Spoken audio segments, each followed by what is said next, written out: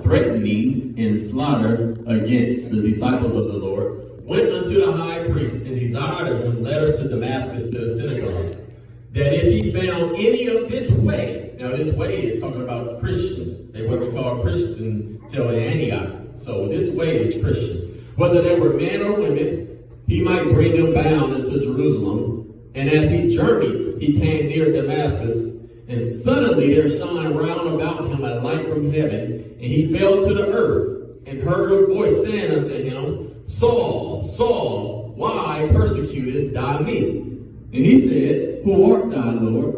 And the Lord said, I am Jesus whom thou persecutest. It is hard for thee to kick against the pricks. And he, trembling and astonished, said, Lord, what will you have me to do? And the Lord said unto him, Arise, and go into the city, and it shall be told thee what thou must do. And the man which journeyed with him stood speechless, hearing the voice, but seeing no man. And Saul arose from the earth, and when his eyes were opened, he saw no man. But they led him by the hand, and brought him into Damascus. And he was 3 days without sight, and neither did eat nor drink. And there was a certain disciple at Damascus named Ananias. And to him said the Lord in a vision, Ananias? And he said, Behold, I am here, Lord. And the Lord said unto him, Arise and go into the street which is called Straight, and inquire in the house of Judas for one called Saul of Tarsus. For behold, he prayed, and have seen in a vision a man named Ananias coming in and putting his hands on him, that he might receive his sight.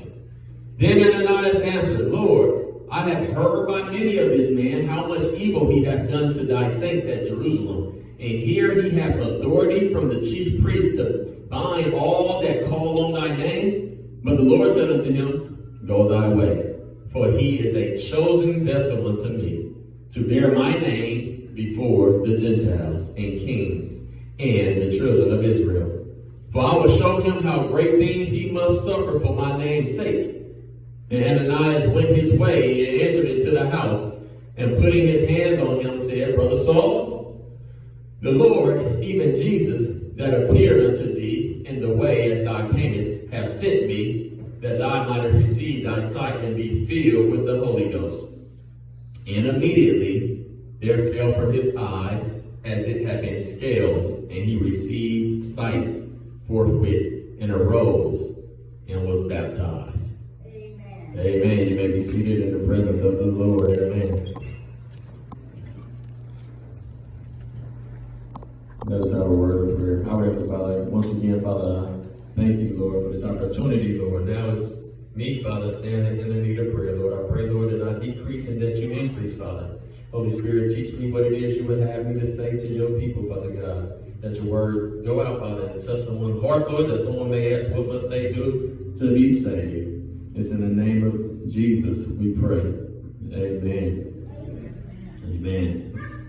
This morning, I would like to enlighten you all about what happens when you are chosen. Again, what happens when you are chosen? Have anybody in here ever been chosen for something? And feel good, don't you, when you get chosen? Sometimes you're nervous, but then they choosing you for a reason, right? Have you ever had to do the choosing? Have you ever had to do the choosing? Yeah, depending on the job at hand will determine who it is that you choose. You know, I believe we all have our preferences when it comes to getting our hair done, so we choose who it is we will have to service our hair needs. We all have a preference with who we want to serve our meals. We all have a preference when it comes to getting our nails or our feet done. You have a particular person because you know they can do the job. You know that the food is good. You know that he can cut hair good. You know she can do hair good. You know she can do your nails good, not going to cut your skin. So you have a preference of who you choose. Right? We all have our preferences when it comes to things we need to have done. And the thing about choosing is that we choose a person that we know are capable of getting the job done. You know, in sports, it's a day they have a draft day. And in sports, basketball, whatever, or football, however, they picking these players for them to be part of a team because they're looking for a particular person. Sometimes they're looking for a scorer, so I want to make sure I choose someone that I know how to score. Some teams may need a big man, so I want to make sure when that time comes around, I'm going to just wait out. I don't want that one, I don't want that one. But as soon as the big man steps on the stage, that's who I'm picking because that's what the team is in need of. If you're looking for a DB, that's who you choose. If you're looking for a quarterback, that's who they choose. You see, they choose depending on what they need and or whether or not they believe the person has what it takes to get the job done. Because they've been watching them, they've been seeing them work in college, they've been seeing their character, they've been seeing the skills that they have. So that's who I want to choose because I've been watching them, I observed them, and I need them to be part of my team. I painted this picture in your mind for the message this morning because God operates in the same order. And depending on the task that's at hand, God will choose who he chooses. What happens when you are chosen? The main thing is you have a job to accomplish or you can lose your position. You see, in the spiritual realm, when you are chosen by yourself and only you can hear it. And the second thing about being chosen is once you are chosen, there's nothing you can say about it and there's nothing you can do about it. That's the difference in the spiritual realm. The third thing about it is all things are passed away. Behold, all things are become new. You no longer walk the way you used to walk because you've been chosen, you've been set apart, you've been set aside. And see, this morning I'll be discussing a brother we all should be familiar with by the name of Brother Paul. You know, he was also known as Saul before he started using Paul. Now, Saul at this time was known as a persecutor of the church. You see, when Saul wrote to the Philippians, he was transparent with them, and he was trying to win souls, and he said, you think y'all something, I was the chiefest of you. I was worse than all of y'all. I'm the tribe of Benjamin. You know, he said, I was zealous for the law. I'm a Pharisee. I'm a Pharisee. I'm one of the worst. He said, if any man thinks they have reason to put confidence in the flesh, I have more. And he said, I was circumcised on the 8th day of the stock of Israel of the tribe of Benjamin, Hebrew. In regards to the law, I was righteous. I was zealous for the law. If the law said it, I done it. I followed it to the T.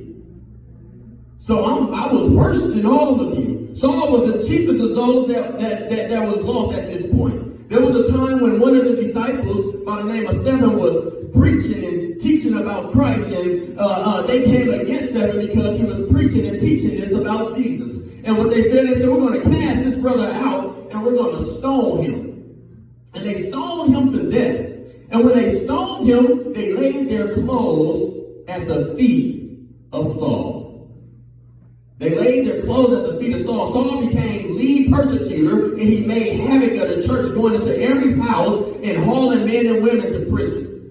He was the main leader. Therefore, the church that was out there preaching, they were scared of Paul because they heard of this guy Saul coming and persecuting and killing and all this stuff. So they were scared of Saul, and it caused the church to scatter.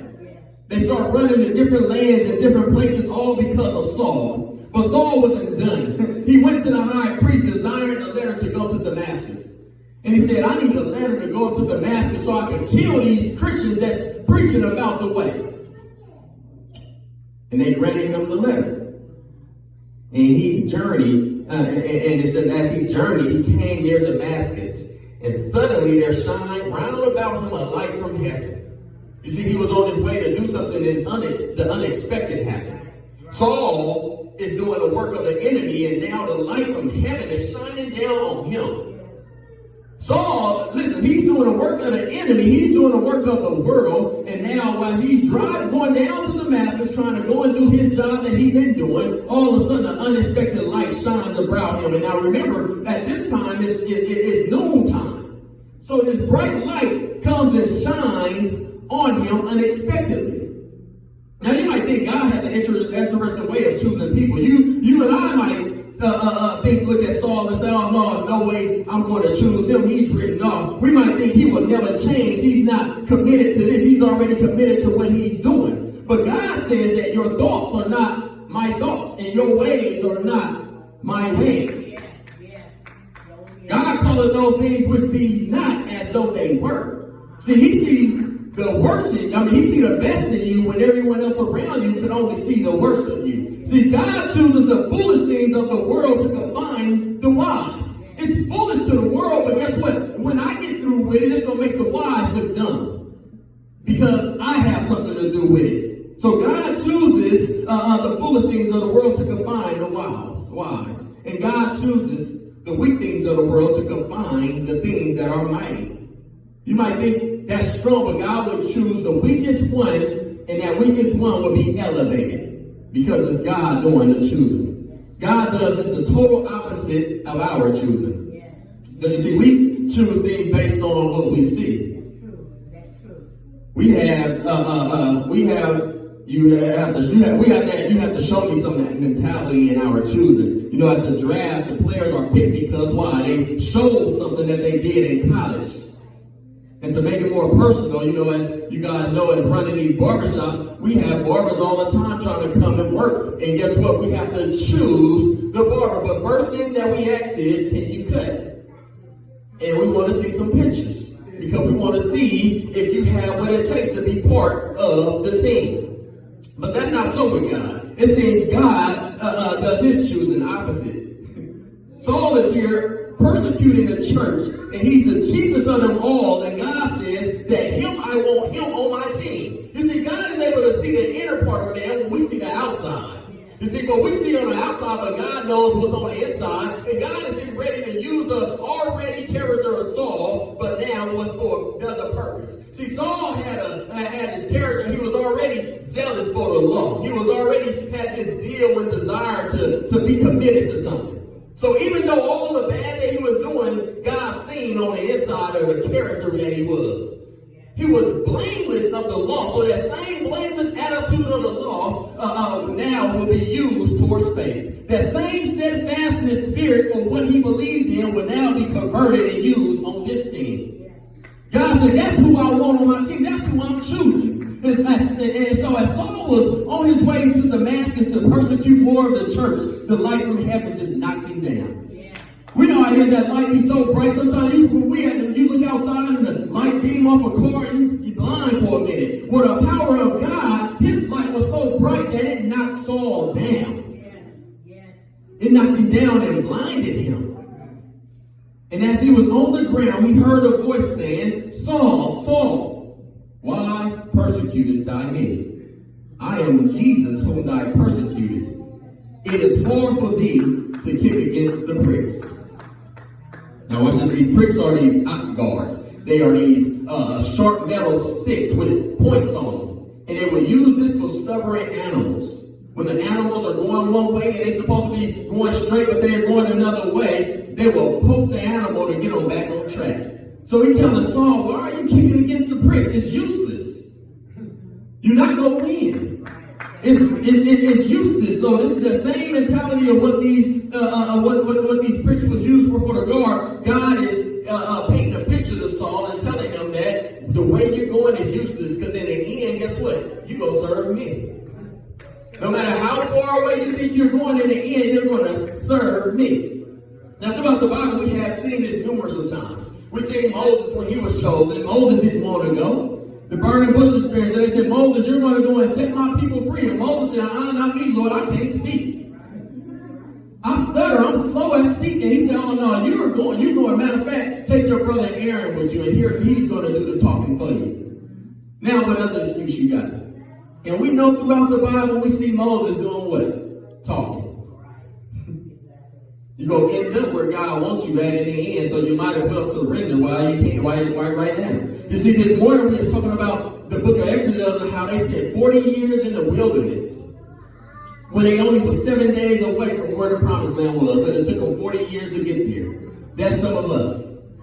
God is trying to take you somewhere, but we want to keep doing the things of the world. We want to keep on out there drinking. We want to keep blowing. We want to do the things that the world doing, have multiple women and all these things. But guess what? As soon as you wake up, you're going to say, golly, I could have been did this. I had to go through all that turmoil and hell just to get here when I could have had it smooth. That's what happened. Jeremiah said, oh, I'm but a child, Lord, I can't speak. Jeremiah was a prophet, the weeping prophet. He stayed crying for the people. Jonah was on his way and he was saying, I want you to go preach in Nineveh. Jonah said, oh no, I'm not going. And guess what Jonah did? He paid his fare and paid his money and got on the ship and went far away from Nineveh as he can. And then when he was on the ship, a storm came. And people said, hold on, what's going on? How this storm comes all of a sudden? And Jonah said, oh, y'all just got to get rid of me. Just throw me off and it'll be all right. I didn't disobey God. And he let the people throw him off into the ocean. Like, I'd rather die.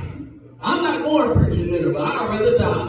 So they threw Jonah off into the ocean. And when he's in the ocean, guess what? A great fish came and swallowed him up. Didn't bite him, but swallowed him up. So now he's in the inside of this great fish. And he's in this great fish for 3 days. And this great fish lets him out on dry land. And where did he let him out at?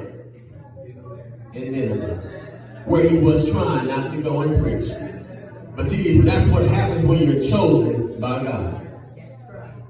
What about Jacob? Jacob was to be Israel, and Jacob was a schemer. And Jacob, God told him to go back and see your brother and all this stuff. Jacob thought his brother was out to get all the things.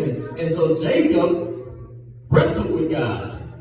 And the Bible said they wrestled and then a hip got dislocated out of Jacob. It took all that to get Jacob's attention. And God said, from now on you won't be called Jacob, but you'll be called Israel. This is what happens when you're chosen by God. You can't do what you want to do. You can't do what you've been striving out to do. Because God has put you apart.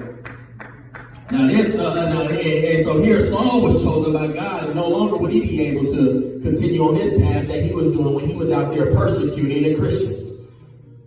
When you are chosen, there's nothing you can do about it, so you might as well do like Saul and surrender. You'll be out doing things just as others are doing, but you'll be the one that get disciplined. You'll be the one that get a disease or however. When you are chosen, you can no longer do the things of the world comfortably. There's a thing called conviction that starts to bother you and sanctify you because you're chosen. So when you're out there doing wrong, you know you're wrong, and the conviction sits in and it starts to straighten you up. When others around you are able to do multiple things and able to get away with it, they're able to hustle illegally and get fast money and all this stuff, and you say, let me try it. And as soon as you try it, all hell breaks loose because you're chosen. And nothing happens to them, but it happens to you. It's no different than our parents that says, don't do this, don't do that, and you got these disciplined parents. But then you out there and your friends doing whatever, and they around their parents and doing it. And their parents ain't doing nothing. But you can't do what they're doing because your parent is going to discipline you. That's what God does. He disciplined. He has chosen you. So you're going to be disciplined when you step out. There are times people come and say, you want to give me $100 and I'll give you this $500 gift card? No, why? Because financial storm is going to come your way when you know better. The Bible says it's better for you not to have known the way of righteousness than after knowing it to go and do it. People come with gas cards. Oh, just give me $20 and I'll fill you up. No, I'd rather fill up myself. Why? Because it's going to be something down the line that's going to come and knock your budget down. You're going to, and God will tell you right then, like, that's because you did what you know you shouldn't have done. And you'd be like, I knew I shouldn't have done that. Well, it seems everyone else is flourishing in these illegal schemes.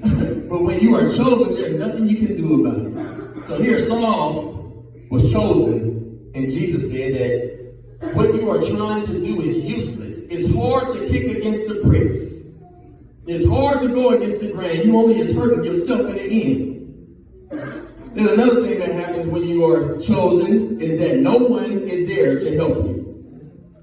It could be an arena full of people, but guess what? You're the one that hears the call. Jesus spoke in parable all the time, and he said, my sheep hear my voice. He could speak it, and other people don't hear it, but when you're one of his, you're going to understand it, and you're going to hear it. So you could be in a place full of an arena, and when God chooses you, he chooses you out of the bunch.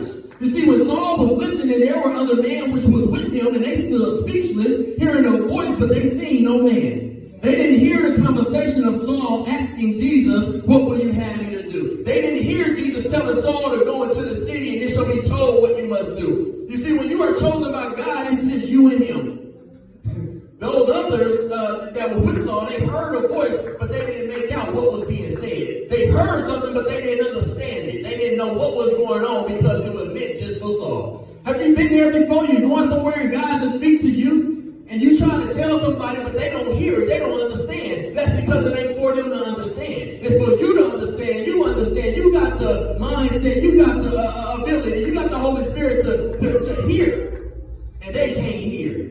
Jesus will speak to you in a still small voice. Elijah said he didn't come in an earthquake. It was an earthquake. He didn't come in the fire, but he came in a still small voice, just like a whisper. Saul thought he was on his way to Damascus to put Christians in prison. But instead it turned out that he was on his way to his destiny. He was on his way to Damascus to be converted. Church, when you're chosen by God, God knows how to get your undivided attention. He knows how to wake your game up. Then once you surrender, you start to see how your life plays a part in His choosing you. You see, numerous of times you might have heard me paint the picture about ingredients of life. A cook might understand this as well, but you get these ingredients from all sources and you bring it together. And you season it, you get your meat, you bring it all together, but you put it in the fire.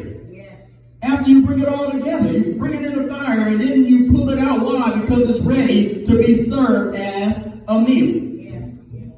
Well, that's the same thing in the spiritual realm. We are, all our life is nothing but ingredients put together. God has been seasoning us. God has been putting us together for a specific time so that He can serve you to where He wants to serve you to. I got to prepare you. I got to prepare my food before it's good for somebody to taste. I can't give it to you raw. I got to put it in some fire. I can't put it to you bland. I got to put some seasoning on it. So guess what? In your life, I'm going to let you get seasoned. I'm going to let you grow up in the hood. I might let you get shot. I might let you get abused. I might let you get raped. I might let you get cheated on. I might let you kill somebody. I might have these seasons in you. I might have you go to prison. Why? Because I'm seasoning you. I might need you to go and do prison ministry. I might need you to go to the hood and preach. I might need you to help that child that's been abused. So all this is God choosing. How many of y'all in here this morning thankful that God chose you? Amen. Yes, God is the one doing the choosing. We think because one comes to the altar and joins church that they choose God. But no, it's just the confirmation of God choosing you. See, Jesus told that the Jews that no man can come to me except the Father hath drawn him to me. No man may come to Jesus except the Father hath drew you to him. All that the Father giveth, Jesus said, all that the Father giveth me shall come to me, and him that cometh to me, I will in no way wise cast him out. And the purpose of God's choosing is to go and bring forth fruit. I chose you so that I could use you to bring forth fruit more to the kingdom. So you might ask, how will God use this evil work of Saul to bring forth fruit to the kingdom? Remember, God said, I call it those things as not as though they were. In our text, Ananias could only see the worst in Saul. He could only see the worst in Saul and who or what he would become. But Saul, being blinded from the light, was in Damascus, now blinded for 3 days when God told him, Ananias will come. You're going to meet Ananias on the street called Straight, and he's going to inquire in the house of Judas for Saul. He's seen in the vision this man named Ananias coming and putting his hands on his eyes that he may receive sight. That's what happens when you're chosen by God. And instantly Ananias said, Lord, I heard by many of this man how much evil he hath done to thy saints at Jerusalem. And here he have authority from the chief priest to bind all that call on the name of Jesus. Now watch this. Jesus said, go thy way, for he is a chosen vessel to me. That's total opposite. I wouldn't have chose Saul. But Jesus said, he's a chosen vessel unto me to bear my name before the Gentiles, to bear my name before the kings, to bear my name unto the children of Israel. For I will show him how great things he must suffer for my name's sake. No more is Saul persecuting the saints, but now he will be perfecting the saints. No longer persecuting, but perfecting the saints with that same zeal, that same drive, but a different purpose. See, God knows how to turn your mess into turn a test into a testimony. God knows how to turn it all around, but you have to first let him. It's useless for you to kick against the pricks. Why? Because he wants to use you, and when you kick against the pricks, you're only going to hurt yourself. When you're going against the grain, guess what? It's going to be you had that child out of wedlock. And you're going to have turmoil and stress and pain. When it comes to you going out there drinking and doing it, you're going to have a cirrhosis of the liver. You're going to say, man, I knew I shouldn't have done that. When it goes to you having this drug problem, you might end out on the street. Why? Because you chose that way. But when you wake up and you say, man, I could have been where I'm at. God does the choosing. When God chooses you, old things are passed away. Behold, all things are become new. Guess what? The things you used to do, you don't do no more. And not because you can't do it, but guess what? Because you don't have the desire to do it anymore. It's no longer in you. You didn't been set apart. So Saul here, once he had met Ananias and received his sight, he didn't look back. He instantly received the Holy Ghost and arose and got baptized. And from that day forth, he preached a different message than what he was preaching first. He's now preaching the gospel of Jesus. He's now preaching the same thing that he was killing against.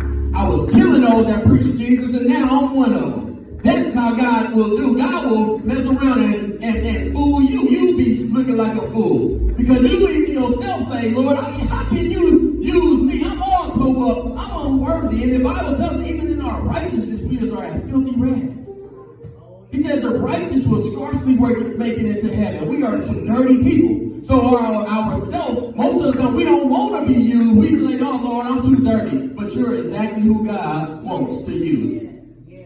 Here in Saul, he became Paul, and Paul was responsible for writing 13 books of his Bible. But if you would have listened to Ananias, this wouldn't have never been. But God is omniscient. He's all-knowing. He knows what you're going to be, even though you don't know. You might think you're going to be something, and all of a sudden everything turns around and you're something else, and you praise God. Wow, I didn't even see this coming. So you see, when Saul was chosen, he surrendered all he knew. He said, what things were gained to me? Those things that I counted loss for Christ. What are you willing to give up for Christ's sake?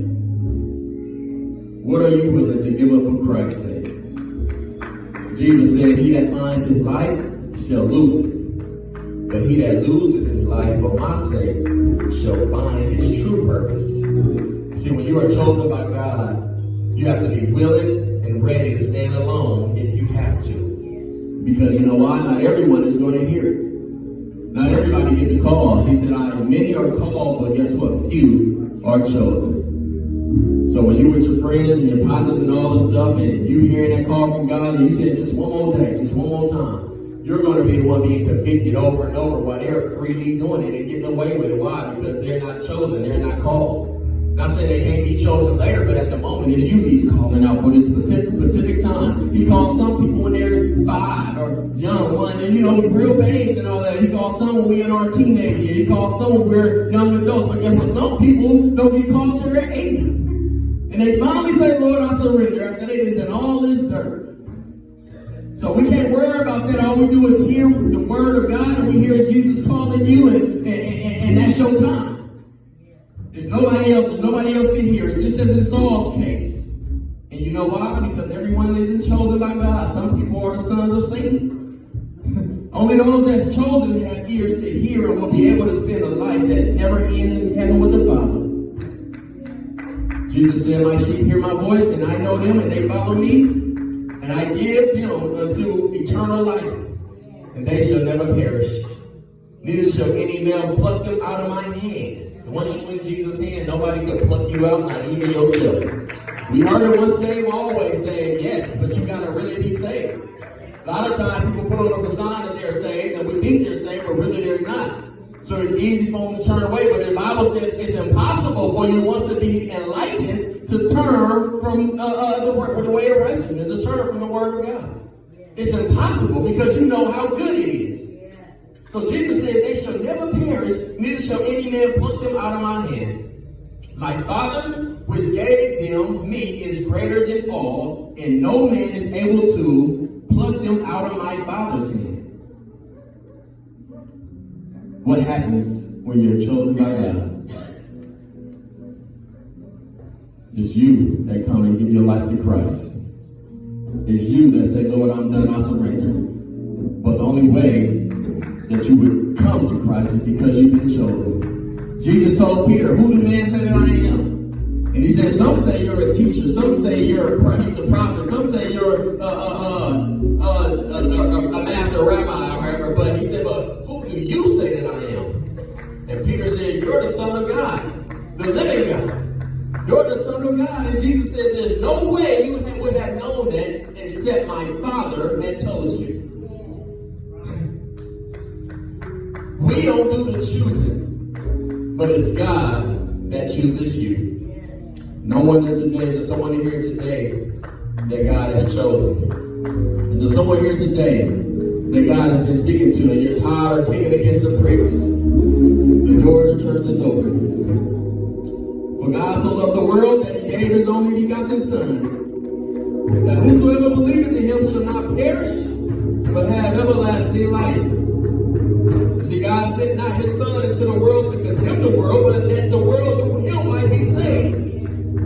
He that believeth on him is not condemned, but he that believeth not on him is already condemned already.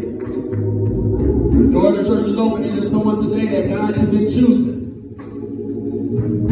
Don't beat yourself up. Don't feel like you're less than a man or less than a woman. If God has chosen you, he can make you great. He chooses the weak things of the world to confine the strong. He chooses the foolish things of the world to confine the wise. Thank God that he has chosen me. Is there anybody here that's chosen by God? Make some noise. Praise the Lord. Amen. Let me look around and see who's been chosen. Amen. God is good. So when we're going through things out there, it's for a reason. He told Paul, you will suffer many things for my name's sake. And still today, we as Christians are here, and we're going to suffer many things for Christ's name's sake. You see, the world hates Jesus. And Jesus said, if the world hates me, the world will for sure hate you.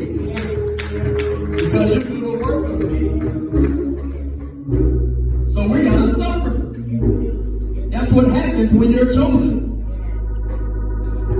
It ain't gonna happen when you go into the war and everything gonna come out and you're gonna be like, oh, like everything is good. No. It can turn the opposite. It's the opposite. You're gonna do some things. Why? Because I gotta strengthen you. When I'm weak at the gym, I gotta put on a little more weights to get stronger. Well, when you give your life to Christ and you go in the water, you come out a new man, you come out a new child, you're a child in Christ. So now, just as a physical child, you gotta feed and strengthen and teach them to walk and all the things. They gotta crawl and walk. Well, in the spiritual realm, I gotta put some hell in your life little by little. So I can teach you that faith. I can get your faith stronger. I'll put you through this. I'm gonna pull you out, and then I'm gonna put you through something else, and I'm gonna pull you out, and I'm gonna put you through something else, and I'm gonna pull you out. But by this time, now you're mature. You know, no matter what